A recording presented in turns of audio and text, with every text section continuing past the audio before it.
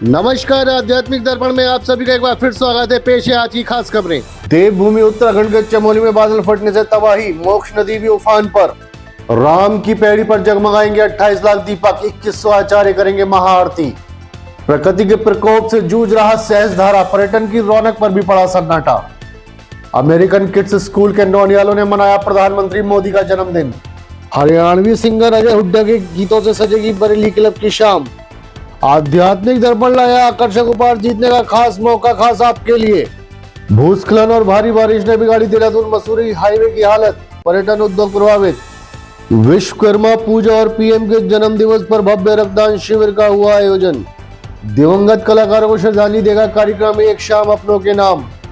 चौधरी तालाब रामलीला मैदान बना धार्मिक और सांस्कृतिक उत्सव का साक्षी। अब खबर विस्तार से। देवभूमि उत्तराखंड के चमोली में बादल फटने से भारी नुकसान, मोक्ष नदी भारी उफान पर, संकट में जनजीवन। चमोली से आध्यात्मिक दर्पण संवाददाता कुमार वंश की रिपोर्ट। देवभूमि उत्तराखंड एक बार फिर प्रकृति के प्रकोप से दहल उठी है। चमोली जिले में अचानक बादल फटने से भारी तबाही मच गई है। देखते ही देखते आसमान से बरसे पानी ने जनजीवन अस्त व्यस्त कर दिया है। कई इलाकों में घरों और खेतों को भारी नुकसान पहुंचा है। वहीं इलाके की प्रमुख मोक्ष नदी का जल स्तर अचानक तेजी से बढ़ गया है, जिससे निचले क्षेत्रों में बाढ़ जैसे हालात बन गए हैं। स्थानीय लोगों के अनुसार बादल फटने के कुछ ही मिनटों में सड़कों पर नदियों जैसा नजारा देखने को मिला। मलबा और गाद बहकर गांव में घुस गई, जिससे लोग दहशत में अपने घरों से बाहर निकल आए। प्रशासन और आपदा प्रबंधन दल राहत और बचाव कार्य करने में जुटे हुए हैं। एसडीआरएफ और पुलिस की टीमों ने मौके पर पहुंचकर हालात पर काबू पाने की कोशिश शुरू कर दी है। विशेषज्ञों का कहना है कि लगातार हो रही बारिश से पहाड़ों की मिट्टी पहले ही ढीली हो चुकी थी। ऐसे में बादल फटने से नुकसान और बढ़ गया। कई जगहों पर सड़कें टूट गई और पुल बह गए, जिससे यातायात पूरी तरह से बाधित हो गया है। ग्रामीण क्षेत्रों में बिजली और संचार व्यवस्था भी बुरी तरह प्रभावित हुई है। ऐसे हालात में लोगों का जनजीवन भी अस्त व्यस्त हो गया है। काफी लोगों के घरों को भारी नुकसान पहुंचा है। कई घर इस मलबे में तबाह हो गए हैं। स्थानीय लोगों के अनुसार बादल फटने का ये नजारा बहुत ही भयावह और डरावना था, जिसकी वजह से स्थानीय लोगों में अभी भी डर का खौफ देखा जा सकता है। वहीं दूसरी ओर मोक्ष नदी का जल स्तर भी बादल फटने की वजह से काफी बढ़ गया है, जिससे निचले इलाकों में और भी ज्यादा हानि होने की संभावना जताई जा रही है। हालांकि प्रशासन और आपदा प्रबंधन दल ने तेजी से राहत और बचाव कार्य पर कार्य करना शुरू कर दिया है। प्रशासन ने लोगों से मोक्ष नदी के किनारे और आसपास जाने के लिए मना कर दिया है, ताकि और जनहानि से बचा जा सके। चमोली से आध्यात्मिक दर्पण संवाददाता कुमार वंश की रिपोर्ट। उत्तराखंड में लगातार बादल फटने की दुर्घटना से यहाँ का जनजीवन अस्त व्यस्त है। अभी कुछ दिनों देहरादून में और कल रात सुबह लगभग 4 बजे चमोली जनपद के नंदगढ़ क्षेत्र के 2 गांवों कुंतरी और धुरमा में लगभग 4 बजे बादल फटने की दुर्घटना हुई है, जिसमें आधा दर्जन से अधिक घर तबाह हो चुके हैं और 7 लोग लापता हैं अभी बताए जा रहे हैं और 2 लोगों का रेस्क्यू इसमें किया जा चुका है। और शासन प्रशासन की जो रेस्क्यू टीम है मौके पर पहुंच के उन लोगों ने काफ़ी इसमें राहत सामग्री या राहत दल पहुंच के उन लोगों को राहत दी है। लोगों को जहाँ पर आसपास का जनजीवन है, स्थानीय लोगों ने भी काफ़ी बचाव कार्य में सहयोग किया है।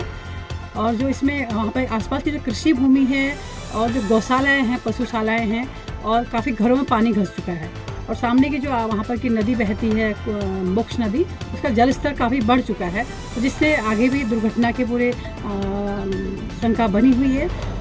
और इस तरह की बादल फटने की दुर्घटना से काफ़ी राहत बचाव कार्य में दिक्कत हो रही, क्योंकि सारे सड़क मार्ग और जो आवागमन के रास्ते काफ़ी जगह टूट चुके हैं, जिस वजह से काफ़ी दिक्कतों का सामना इसमें करना पड़ रहा है। रामनगरी 28 लाख दीपों से होगी प्रकाशमय, 32,000 स्वयंसेवक के साथ 2100 आचार्य करेंगे महाआरती। अयोध्या से आध्यात्मिक दर्पण संवाददाता कुलदीप सिंह की रिपोर्ट। आस्था की नगरी और प्रभु श्री राम की जन्मभूमि अयोध्या इस बार विश्व पटल पर एक नया कीर्तिमान स्थापित करने जा रही है। कार्तिक कृष्ण चतुर्दशी यानी 19 अक्टूबर को अयोध्या नगरी में लक्ष्मण घाट से सरयू पुल तक 1 किलोमीटर के घाट को 28 लाख दीपों से जगमगाने की तैयारी कर ली गई है। भव्यता के इस नए कीर्तिमान को स्थापित करने के लिए 17 से 19 अक्टूबर के बीच भव्य दीपोत्सव कार्यक्रम आयोजित होने जा रहा है। राम की पैड़ी पर 28 लाख दीपों से अयोध्या नगरी को जगमगाने के लिए 32,000 स्वयंसेवकों को लगाया जा रहा है। सबसे महत्वपूर्ण बात यह है कि कार्यक्रम को भव्य बनाने के लिए पिछले वर्ष 1100 के मुकाबले 2100 आचार्य सरयू नदी की आरती करेंगे। भव्य दीपोत्सव का यह आयोजन उत्तर प्रदेश को वैश्विक स्तर पर एक नई पहचान दिलवाएगा। इस भव्य आयोजन की खबर से अयोध्या वासियों में उत्साह है। ऐसा माना जा रहा है कि सिर्फ अयोध्या ही नहीं, देश विदेश से इस भव्य आयोजन को देखने तथा भारतीय परंपराओं और आध्यात्मिक दर्शन का साक्षी बनने के लिए लोग आने वाले हैं। मंडलायुक्त राजेश कुमार के अनुसार मुख्यमंत्री योगी आदित्यनाथ ने दीपोत्सव को भव्य बनाने के लिए प्रशासन को दिशा निर्देश दिए हैं। अयोध्या से आध्यात्मिक दर्पण संवाददाता कुलदीप सिंह की रिपोर्ट। दीपोत्सव की तैयारियों को लेके और जो परिक्रमा होनी है उसकी तैयारियों को लेके आज बैठक की गई है। इसमें सभी विभाग जो सक्रिय रूप से इसमें प्रतिभाग करते हैं और जिनकी जिम्मेदारियां रहती हैं उन सब ने प्रतिभाग किया। आईजी साहब, डीएम साहब, एसएसपी साहब और सभी विभाग के विभागाध्यक्ष हमने मौजूद रहे थे और एजेंसीज रेलवे से भी और बाकी जगह से भी लोगों को बुलाया गया था। तो जो पिछली बार की तैयारियां थी, इस बार हमें उससे बेहतर तैयारी कैसे हो सके और पिछली बार क्या कमियां रह गई थी उस पर चर्चा हुई और उनको सुधारने के लिए भी कार्ययोजना आज बनाई गई है। सभी नोडल ऑफिसर हर कार्य के लिए वो निर्धारित कर दिए गए हैं जिनकी जिम्मेदारी होगी और ये भी निर्णय लिया गया कि हर हफ्ते डीएम साहब के स्तर पर बैठक होगी, हम लोग भी इसमें बैठक करेंगे और सभी जो नोडल बने हैं वो डेली का डेली अपना इसको रिव्यू करेंगे। जैसे कि विभिन्न कार्यक्रम आपके 19 तारीख और 20 तारीख को रहेंगे, उन कार्यक्रम की रूपरेखा भी तैयार कर ली गई है। पर्यटन विभाग, संस्कृति विभाग, सूचना विभाग भी बड़े पैमाने पे इसमें बड़े कार्यक्रम करता है। उनके अधिकारियों से भी बातचीत की गई। कुछ चीज़ें कोऑर्डिनेट करके हम लोग उसको, आज की भी पहली बैठक थी, उनको बता दिया गया कि क्या क्या चीज़ें कैसे होनी है। तो हम पूरे दिन का रूटीन उसमें बनाने वाले हैं। सहस्त्रधारा में बादल फटने से मची तबाही, पर्यटन उद्योग पर भी संकट के बादल, भारी नुकसान से जनजीवन भी हुआ अस्त व्यस्त। देहरादून से आध्यात्मिक दर्पण संवाददाता कुलदीप सिंह की रिपोर्ट। देहरादून की शान और सैलानियों का पसंदीदा स्थल सहस्त्रधारा आज गमगीन है।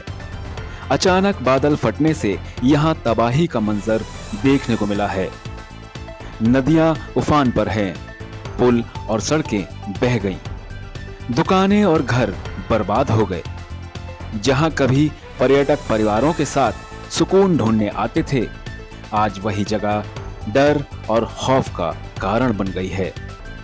स्थानीय लोग अपने रोजगार खोने की चिंता में हैं और होटल रेस्तरां वाले खाली बैठे हैं। पर्यटन पर भी इसका गहरा असर पड़ा है। जब तक सुरक्षा और मरम्मत का काम पूरा नहीं होता, सहस्त्रधारा की रौनक लौट पाना मुश्किल है। लेकिन उम्मीद है कि यह जगह फिर से संवरेगी और पर्यटकों की हंसी खुशी से गूंज उठेगी। देहरादून से आध्यात्मिक दर्पण संवाददाता कुलदीप सिंह की रिपोर्ट। तो मैं इस समय सहस्त्रधारा के बहुत ही पास से बात कर रहा हूँ और आप सब जैसे पता ही आप लोगों को कि देहरादून के अंदर कल क्लाउड बस्टिंग हुई थी और 3-4 जगह जिसमें माल देवता, रायपुर, सहस्त्रधारा, मसूरी में काफ़ी जगह पर लैंडस्लाइडिंग हुई है। इवन प्रेम नगर के अंदर भी हमारे ब्रिज को नुकसान हुआ है। कनेक्शन जो ब्रिज, कनेक्टिव ब्रिज था वो टूट गया है। तो टूरिस्ट आज देहरादून का, उत्तराखंड का सबसे पहला जिसे कहना चाहिए कि एक इनकम का जरिया होता है। तो आज वो टूरिस्ट यहाँ पे सारी चीज़ें ब्लॉक हो चुकी हैं, बंद हो चुकी हैं, लोग आ नहीं पा रहे हैं, जा नहीं पा रहे हैं। सहस्त्रधारा में जो क्लाउड बस्टिंग हुई है उसमें आपने देखा है कि वहाँ पे काफ़ी होटल भी बह गए हैं पानी के साथ में, गाड़ियों को बड़ा नुकसान हुआ है, आवाजाही तो बिल्कुल रुक चुकी है। तो मैं सरकार से चाहूँगा कि थोड़ा सा जल्दी इस चीज़ को ध्यान दें और वो लोग बहुत कुछ कर भी रहे हैं, युद्ध स्तर पर काम चल भी रहा है, लेकिन अभी भी चूँकि इतना बड़ा डिजास्टर जब होता है तो टाइम तो लगता ही है। लेकिन कभी कभी खुद सोच मन में लगता है कि यार ये सब चीज़ें जो हो रही हैं कि वाकई में हमें इसकी ज़रूरत है या नहीं है, क्यों हम इतना सारा चीज़ों को नेचर के साथ खिलवाड़ कर रहे हैं। आप अगर देखेंगे 1 महीने के अंदर इतने सारे क्लाउड बस्टिंग की घटनाएं हुई उत्तराखंड के अंदर, हिमाचल के अंदर, तो वो कहीं ना कहीं हमें ये बता रहा है, हमें बार बार वार्निंग दे रहा है कि यार प्लीज़ अभी भी आप लोग शायद नहीं समझ पा रहे हैं कि ये आपको नहीं छेड़ना चाहिए, नेचर को जैसा ही है उसको हमें वैसे यूज़ करना चाहिए। बट आज की नीड है, जनता की नीड है, पब्लिक की नीड है, उसको चाहिए कुछ ना कुछ अपना डिफरेंट होना चाहिए।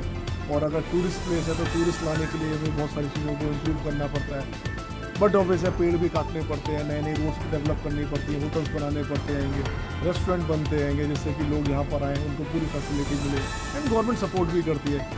लेकिन जो जिस तरीके से घटनाएं बैक टू बैक हो रही हैं, मुझे लगता है कि शायद ध्यान देने वाली बात है, ध्यान देना चाहिए भी कि यार हमारी एक्चुअल नीड क्या है, इसका जिम्मेदार कौन है। इसके जिम्मेदार हम गवर्नमेंट को बोलेंगे या हम खुद जिम्मेदार हैं क्योंकि हम चाहते हैं कि ऐसा हो। तो ये एक ऐसा क्वेश्चन है, मुझे लगता है हम सबको इस पर विचार करना चाहिए।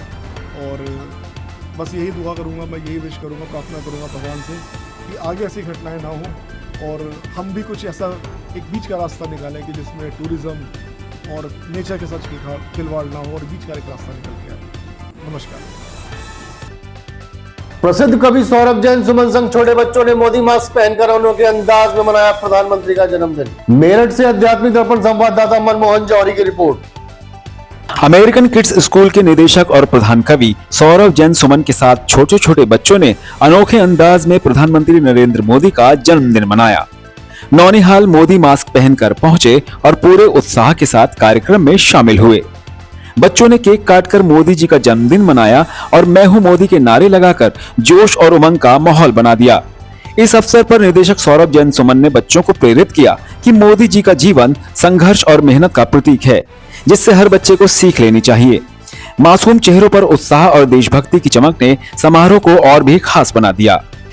मेरठ से आध्यात्मिक दर्पण संवाददाता मनमोहन जौहरी की रिपोर्ट। जय हिंद, जय भारत। आज 17 सितंबर है, यानी हमारे यशस्वी प्रधानमंत्री जी का जन्मोत्सव। आज पूरा विश्व, जहां जहां उनके प्रशंसक हैं, जहां जहां भारतीय समुदाय के लोग रहते हैं, उन सब ने मिलकर के माननीय नरेंद्र मोदी जी का ये 75वां जन्मोत्सव मनाया। इसी क्रम में हमारा school American kids Saket Meerut कहाँ पीछे रहने वाला था। हमारे यहाँ के नन्हे नन्हे बच्चों ने मास्क लगाए माननीय नरेंद्र मोदी जी के और आकर के नारे लगाते हुए उनका केक काटा। और नारे क्या थे? मैं भी मोदी, मैं भी मोदी। जी हाँ, हमारे यहाँ के प्रिंसिपल ने, हमारे यहाँ की कोऑर्डिनेटर ने, हमारे यहाँ के टीचर्स ने उन बच्चों को ये शिक्षा दी, उनको ये बताया कि किन विषम परिस्थितियों में एक गरीब बालक ने यात्रा शुरू की और स्वयं पढ़ाई करके देश के सर्वोच्च पद तक पहुंचा और वो पूरे देश का नेतृत्व करने योग्य बना। आज हम सभी ने मिलकर के नरेंद्र मोदी जी का केक काटा और उनका जन्मोत्सव मनाया। अमेरिकन किड्स साकेत परिवार माननीय नरेंद्र मोदी जी को बहुत बहुत सारी शुभकामनाएं देता है और हमारे तमाम बच्चों को ये हम लोग एक मैसेज देना चाहते हैं, संदेश देना चाहते हैं कि यदि लगन सच्ची हो तो वो कुछ भी बन सकते हैं, वो नरेंद्र मोदी भी बन सकते हैं। वंदे मातरम, जय हिंद, जय भारत। हरियाणवी सिंगर अजय हुड्डा के गीतों से सजेगी बरेली क्लब की शाम। आध्यात्मिक दर्पण डिजिटल मीडिया पार्टनर की भूमिका में आएगा नजर। बरेली से आध्यात्मिक दर्पण संवाददाता मयंक गुप्ता की रिपोर्ट। बरेली शहर में मनोरंजन और संगीत का रंगीन संगम होने जा रहा है। Glorify Unisex Salon and Academy द्वारा आयोजित हरियाणवी नाइट में मशहूर गायक अजय हुड्डा 20 सितंबर को बरेली क्लब में धमाल मचाने आ रहे हैं। इस खास मौके पर शहर के संगीत प्रेमियों को मिलेगा उनके सुपरहिट गानों का भरपूर आनंद। आयोजन के डिजिटल मीडिया पार्टनर हैं आध्यात्मिक दर्पण। बरेली वासियों के लिए यह शाम बेहद खास साबित होने वाली है, क्योंकि हरियाणवी धुनों पर झूमेगा पूरा शहर। अगर आप भी इस अविस्मरणीय शो का हिस्सा बनना चाहते हैं तो आज ही अपनी बुकिंग सुनिश्चित कर ले, क्योंकि 20 सितंबर की यह रात एक यादगार बनने जा रही है। बरेली से आध्यात्मिक दर्पण संवाददाता अभय गुप्ता की रिपोर्ट।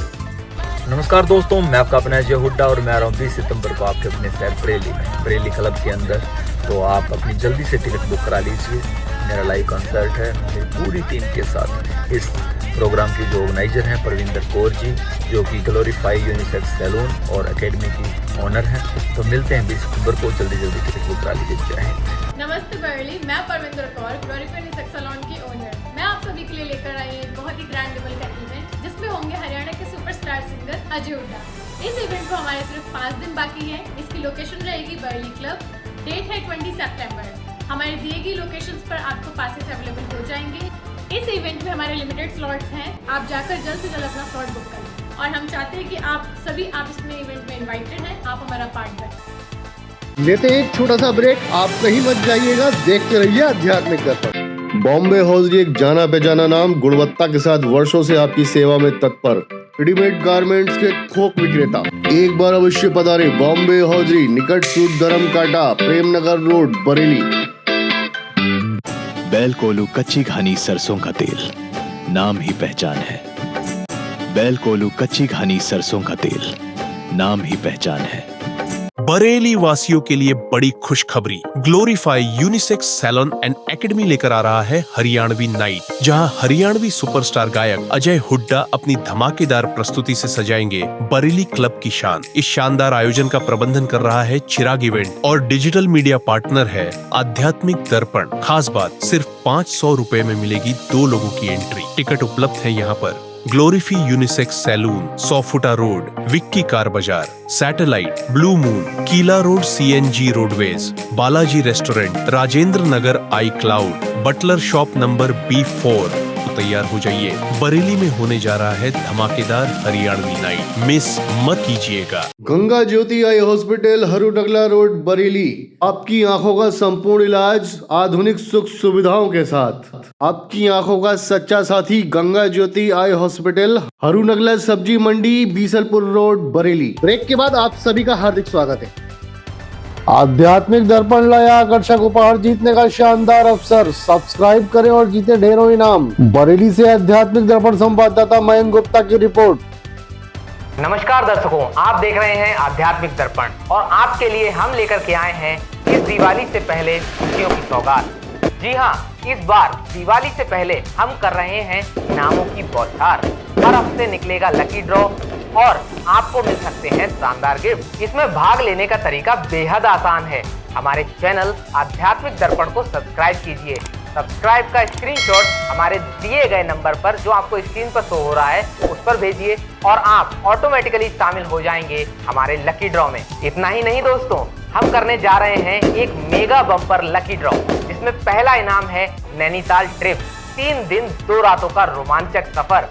दूसरा इनाम ब्रांड न्यू साउंड सिस्टम और तीसरा इनाम सुंदर डिनर सेट। और भी बहुत सारे शानदार गिफ्ट आपके इंतजार में हैं। तो फिर देर किस बात की, अभी सब्सक्राइब कीजिए, स्क्रीनशॉट भेजिए और जीतिए हर हफ्ते इनाम, और शायद आप भी बन जाएंगे हमारे मेगा बम्पर विनर। तो बने रहिए आध्यात्मिक दर्पण के साथ, क्योंकि यहाँ सिर्फ खबरें नहीं, खुशियों के मौके भी मिलते हैं। नमस्कार। देहरादून मसूरी हाईवे पर प्राकृतिक आपदा का कहर, जर्जर सड़कों ने थामा पर्यटन का पहिया। देहरादून से आध्यात्मिक दर्पण संवाददाता कुलदीप सिंह की रिपोर्ट। देहरादून मसूरी हाईवे भारी बारिश और भूस्खलन के चलते कई जगहों पर बुरी तरह क्षतिग्रस्त हो गया है। इस वजह से सैलानियों को लंबा जाम और खतरनाक सफर झेलना पड़ रहा है। अपनी नैसर्गिक खूबसूरती के लिए प्रसिद्ध, पहाड़ों की रानी कहे जाने वाला प्रसिद्ध पर्यटन स्थल मसूरी, जहां कभी पर्यटकों की आवाजाही से रौनक रहती थी, आज मौसम की मार से सूना पड़ा है। मसूरी आने वाले पर्यटकों की संख्या लगातार घट रही है। होटल और टैक्सी कारोबार पर भी सीधा असर पड़ा है, जिससे स्थानीय व्यवसायी काफी परेशान हैं। पर्यटन विभाग ने सड़क की मरम्मत और वैकल्पिक मार्ग की योजना का आश्वासन दिया है, लेकिन जब तक यह हाईवे पूरी तरह दुरुस्त नहीं हो जाता, मसूरी की पर्यटन अर्थव्यवस्था पर संकट बरकरार रहेगा। प्रशासन ने फिलहाल यात्रियों से अपील की है कि सफर पर निकलने से पहले मौसम और ट्रैफिक की जानकारी जरूर लें। देहरादून से आध्यात्मिक दर्पण संवाददाता कुलदीप सिंह की रिपोर्ट। मैं भी सोच रहा था कुछ समय से कि मुझे मसूरी जाने का मन था, तो जैसे बरसात शुरू होती है तो कई बार लगता है कि भाई पहाड़ों पर जाने से पहले चेक कर लें कि कुछ दिक्कत तो नहीं है, कुछ परेशानी तो नहीं है।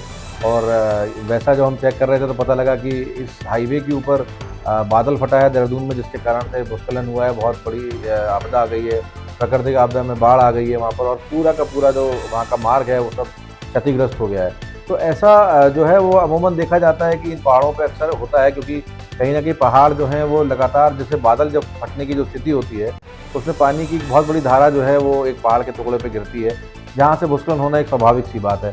तो अभी तो मैं लोगों से भी कहूँगा कि अभी ज़रा वहाँ जाने का कोशिश ना करें और थोड़ा थम जाएँ, बरसात रुक जाए तभी पहाड़ों की तरफ जाएँ, क्योंकि मसूरी का जो ये रूट है ये रूट थोड़ा सा पतला भी है क्योंकि ये सिंगल साइड रोड होता है, तो सिंगल रोड पे कोशिश यही होती है कि जब भूस्खलन या इस तरह की चीज़ें हो रही हों तो आप उससे दूरी बनाएं। तो मैं सभी से यही कहना चाहूँगा कि अभी ना जाए, मैं भी नहीं जा रहा हूँ और आप लोग भी ना जाएं। नाथ नगरी रक्तदान सेवा ट्रस्ट ने किया विश्वकर्मा पूजा और पीएम के जन्म दिवस पर भव्य रक्तदान शिविर का आयोजन। बरेली से आध्यात्मिक दर्पण संवाददाता प्रदीप सक्सेना की रिपोर्ट। विश्वकर्मा पूजा और प्रधानमंत्री नरेंद्र मोदी जी के जन्म दिवस के अवसर पर नाथ नगरी रक्तदान सेवा ट्रस्ट द्वारा बरेली में भव्य रक्तदान शिविर का आयोजन किया गया। इस अवसर पर बड़ी संख्या में लोगों ने स्वेच्छा से रक्तदान किया।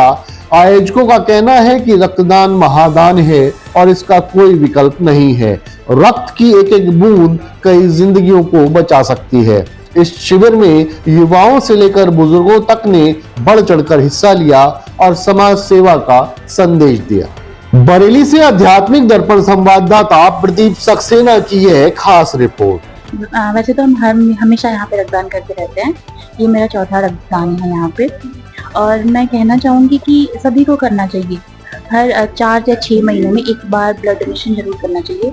जितना फायदा इससे दूसरों को होता है उतना ही फायदा हमें खुद भी होता है। तो अगर आप दूसरों के लिए नहीं करना चाहते तो खुद के लिए करिए, लेकिन रक्तदान जरूर करें। रक्तदान करिए, काफी खुद को भी अच्छा महसूस होता है और आपका एक एक खून का कतरा किसी के काम आता है तो आत्मिक सुख सबसे ज्यादा मिलता है। तो मेरा तो कहना सभी से है कि जब जब आपके शरीर में ब्लड बनता है आप डोनेट करते रहिए, दूसरों को भी मोटिवेट करते रहिए। कहना चाहूंगा रक्तदान से किसी को भी बिल्कुल नहीं घबराना चाहिए और रक्तदान महादान होता है। तो जो हम डोनेट करते हैं जरूरतमंद के लिए बहुत आवश्यक परम आवश्यकता पड़ती है, तो उसके उस कंडीशन में जो है उनको ब्लड मिलना चाहिए और रक्तदान सभी को करना चाहिए। रक्तदान से बिल्कुल नहीं घबराना चाहिए।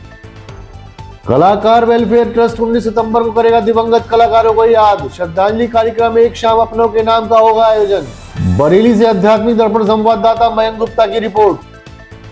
कलाकार वेलफेयर ट्रस्ट द्वारा 19 सितंबर को एक शाम अपनों के नाम कार्यक्रम का आयोजन किया जाएगा।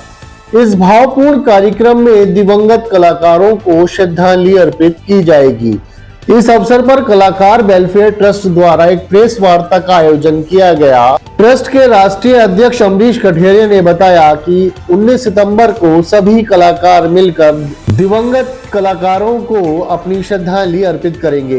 इस अवसर पर सभी कलाकारों ने मिलकर हनुमान चालीसा का पाठ करके उन सभी दिवंगत कलाकारों को अपनी श्रद्धांजलि भी अर्पित की। मीटिंग है कलाकार वेलफेयर ट्रस्ट के सभी सम्मानित पदाधिकारियों ने गांधी उद्यान में एक बैठक की। उसमें ये निर्णय लिया कि हमारे जितने भी वरिष्ठ कलाकार हैं, सम्मानित कलाकार हैं, जो किसी न किसी अवार्ड से सम्मानित हैं और उनके माध्यम से आज हमारे जितनी भी युवा पीढ़ी है इस कला के क्षेत्र में बरेली का और हमारे बरेली मंडल का नाम पूरे देश में है और इससे भगवान की सेवा के करने के साथ साथ बरेली शहर का नाम भी रोशन कर रही है, अपने बरेली जिले का नाम रोशन कर रही है, मंडल का नाम रोशन कर रही है पूरे देश में और भक्ति भाव से धर्म का प्रचार भी कर रही है। तो ऐसे कलाकार जो वरिष्ठ हैं और जो युवा भी कलाकार हैं जो जिनकी उम्र नहीं थी और वो हम लोग को छोड़ के चले गए, ये विधाता का खेल है। लेकिन क्योंकि हम सारे कलाकार परिवार का वो एक अंग थे, एक हिस्सा थे, तो ये दिन पावन जो चल रहे हैं हम उनकी याद में एक कार्यक्रम रख रहे हैं। उनको अपने संगीत कला के माध्यम से, सांस्कृतिक कार्यक्रम के माध्यम से, गीत गज़ल भजन आदि उनके लेखनी के माध्यम से हम सभी लोग उनको पुष्पांजलि और श्रद्धांजलि अर्पित करेंगे। क्योंकि कलाकार जो होता है कभी मरता नहीं है, किसी न किसी रूप में वो जीवित होता है। आज भी कलाकार अजर है, अमर है, क्योंकि जिसने लिखा है वो लेखनी कभी मिट नहीं सकती।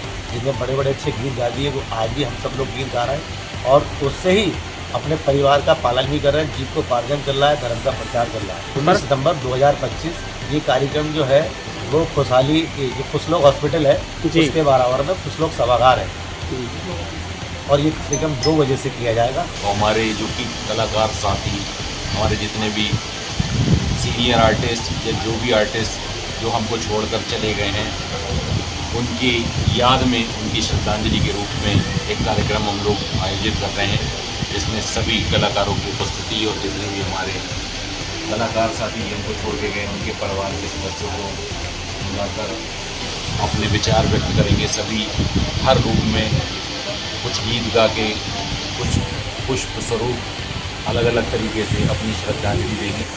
हमारा जो ये कार्यक्रम रखा गया है कलाकारों के लिए, सीनियर जूनियर जो भी, हमें कलाकारों से कुछ ना कुछ सीखने को मिलता है। वो इस दुनिया में ना होकर भी कलाकार कभी मरता नहीं है, ना होकर भी हम सबके बीच जिंदा हैं। और हमने उनकी श्रद्धांजलि के लिए उनके परिवार को बुलाने के लिए 19 तारीख को जो ये कार्यक्रम रखा गया, क्योंकि पितरों का दिन चल रहा है और कलाकार जो होते हैं सीनियर जो हैं हमारे, उनसे हमने आशीर्वाद के रूप में कि वो हमारे बीच रहें, हम सब पे अपने आशीर्वाद बनाए रखें। इस उपलक्ष्य में ये कार्यक्रम रखा गया है। श्री रानी महालक्ष्मीबाई रामलीला समिति के तत्वाधान में विशेष कलाकारों ने किया भव्य रामलीला मंचन। बरेली से आध्यात्मिक दर्पण संवाददाता प्रदीप सक्सेना की रिपोर्ट।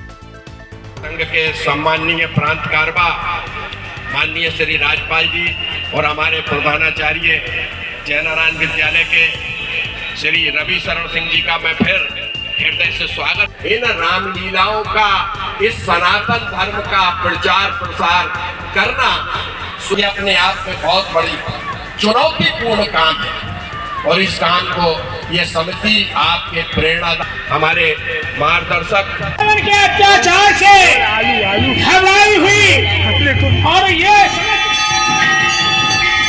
श्री रानी महालक्ष्मीबाई रामलीला समिति रजिस्टर्ड चौधरी मोहल्ला बरेली के तत्वाधान में आयोजित इस रामलीला का ये 458वां वर्ष है।